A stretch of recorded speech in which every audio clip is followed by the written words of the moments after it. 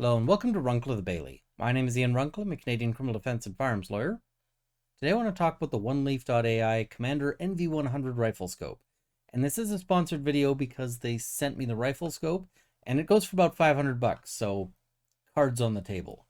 Now the scope itself is this thing, and you can see that it's a fairly long unit because it's actually two pieces. The first piece is sort of a fairly conventional rifle scope, and the second piece, which actually detaches fairly easily, see if I can manage it one-handed, this piece.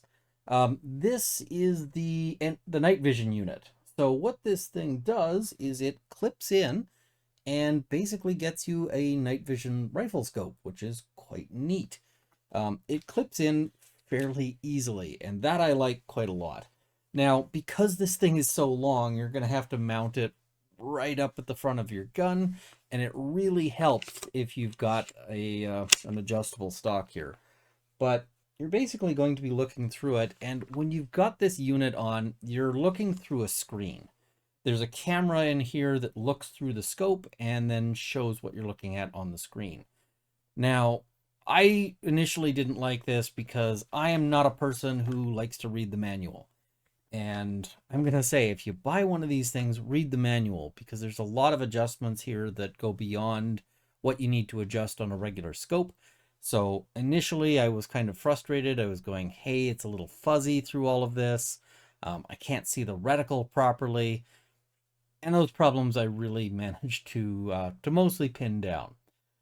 Now the scope itself, when we sort of take the unit off of it, the night vision unit, the scope itself is actually a pretty decent scope. You're talking about a $500 scope, so don't expect, $2,000 performance on this. But I didn't have any objection to using this scope. I was finding it quite easy to use, even out to 800 yards. This rifle is a 223, so it can't reach that far, but there's no reason why I couldn't put this on, my 270 and shoot a little further, or my 6.5 by 284 and go even further. Quite frankly, this scope is good enough for everything I want to do with it. It's got parallax adjustment, it's got illumination, and I'm just going to say, the illumination is one of the weak points on this. When I turn the illumination on, even at the maximum setting, if I turn this on in any sort of daylight situation, I couldn't actually see the illumination. It actually became slightly harder to make out the reticle with that on, but I suspect it'll be really handy if you're using this in lower light or, dense forest, that kind of thing. But I was trying it out on the range, and bright sunny range, I didn't find the illumination helped at all, but I didn't need it on the bright sunny range. So another thing I will note that I didn't like about the scope is that we've got our focus adjustment, which is right here, and this is our magnification adjustment. And when I'm playing around with this thing, when I'm trying to use it, what I found is that I was always adjusting the focus when I really wanted to be adjusting the magnification. I wasn't a huge fan of that aspect, but it's a minor thing, and the more I use it, the more I'll get used to that. The adjustments are protected by a cap, which is a good thing. They're fairly crisp, they're fairly clean. I didn't actually have access to a spotting scope, but it wasn't too difficult to get this adjusted to sort of a reasonable amount. As noted, it was fairly easy to get on. The one difficulty I did run into is that tightening these things up, hand tightening, of course, wasn't sufficient. It wasn't too much of a challenge. I just used an Allen wrench, just sort of pushing it through and then tightening that way. This overall, it's a perfectly good rifle scope. I've got no really... The complaints that I've sort of listed with it are very minor. Nothing really that leaps out as a problem. So this thing I was quite happy with. If I had just received the rifle scope, I'd be thrilled. I think the rifle scope is probably worth the price, to be honest. Now, it doesn't just come with the rifle scope, though. It comes with this thing, and this thing has an IR illuminator, so infrared, and as mentioned, it clips on, and it clips on fairly easily. It's nice that you can just add it on and take it off, because there's plenty of circumstances where you might prefer not to have it. So what does this thing do for you? Well, when you turn it on, as I mentioned, you're looking at a little screen. And the little screen is going to show you, if you've got it in infrared mode, it's going to show you a black and white view of whatever you're looking at. Now, some things were actually kind of hard to make out on the infrared, but you can switch it over to color vision, and that gives you a decent view as well. One thing I will note is that if you're using this in low light without using the infrared, I found that it was actually still getting me a much brighter image, but it was a little slow to track because it's generating that image and it's taking some time and it's thinking about it, so that's not ideal. This sort of wheel here is to adjust the focus towards the to get the reticle crisp. Now, I wish it had a lock. It doesn't have a lock. So I find that when I'm trying to get this thing on and off, I might end up brushing it, and then I've got to adjust it back. That is, that's a feature I think is a little detrimental, but it is what it is. You charge it up with, and I should note, this is unloaded. It is empty. There's no mag. So on this side here, we'll sort of bring it up so you can see it properly. That's where the little micro SD card is. That's where the charging happens. All of that is sort of where you find that. Now, other features that this thing has, it can record video. So the little snippets that you've been seeing as I narrate this are recorded with this thing. It also works just fine if you take it off the rifle scope. So you might have been going, hey, what was he doing with this gun out in the street? I didn't have the gun. I was just testing it out with the actual unit itself.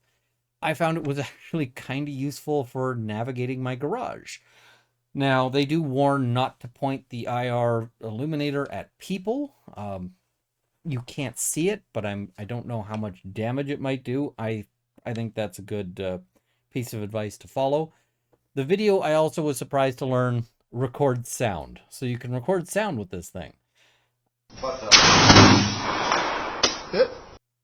That's kind of an interesting aspect. Another thing that is kind of neat with this is that as you walk around, if you're using just this illuminator or just the night vision bit in the city, you can use it to spot certain things that you might not otherwise spot. Specifically, cameras. Some cameras, security cameras, will include an infrared illuminator so that they can see in the dark, same as this thing. Those will show up as a big glow. You can also spot motion activated lights the same way, which is interesting. I found that this thing was kind of neat to play with. Now, functionally, I'm not as sure what I'm going to be doing with this thing because hunting rules say that you can't hunt at night. However, night is up to 30 minutes after sunset where I am. So during that time, the sort of, when you're starting to get a little more darkness, it might actually be really useful. It might enable you, for instance, to take the thing off, have a look at something. There's actually 3 levels of digital zoom in this thing and 3 to 12 power optical zoom on the scope. So together, you've got a fairly wide range of options. But you could take this off, look over, make sure that you're looking at an animal, because always important to know what you're going to be targeting. Put it back on, and if you're still within legal hours, take the shot. That seems pretty interesting to me. The other thing that I kind of want to try is that around hunting season, it might be really interesting to record my hunting through this thing. Hit the record button before taking the shot. That I think might be interesting. I also suspect that this will be useful. I plan to take it to the range and use the recording feature just kind of to gauge my own performance, just to see what I'm doing and, you know, am I somehow jerking the gun before I fire? That kind of thing. Uh, I think that there's a lot of interesting aspects to this. I actually kind of like it. I would not be upset if I had bought this thing. Initially, as I said, I was not super thrilled. I am going to mention one other thing it struggles with, and that is something that's completely unheard of in Canada: snow. Why does it struggle in snow? Well, the snow is really great at reflecting the IR.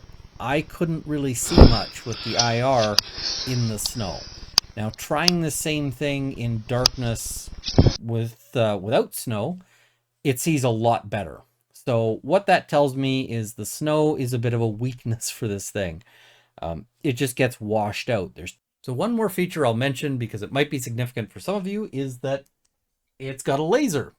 Now, the laser is part of this electronics package, and there's a couple of reasons why this might be significant. In some places, you might not be able to hunt with anything that's got a laser on it, which would mean this setup is no-go. The other thing is that this is not really set up well for tactical shooting. This is kind of slow. It's not... I could try running it in a 3-gun match. It would be hilarious. Maybe the laser improves that a little bit. And so maybe I could try that in a 3-gun match and we'll see how it goes. I think I'd have to run in open, but whatever. It might be good for the laughs. So there is that option if you want it. Overall, how do I rate this thing? Well, there's really 2 pieces and then the whole. So looking at the scope, this is a perfectly viable scope. I had some minor annoyances with adjusting the focus instead of the magnification. That I'll get over. That's mostly me. The reticle, as I mentioned before, is not that bright. Some of my other scopes have no problem brightening up the reticle, so it's a big red glow, even against daylight. This thing can't compete with a bright sunny day. But if you need it in sort of dimmer light in a forest or darker area, it'll work just fine for that. So that is more of an annoyance rather than a problem. It still works. That's the bottom line on that. It's got all the features I'd like. If I was out hunting and somebody hands me something and it's got this scope on it, I'm not complaining. I'm feeling pretty pleased with that.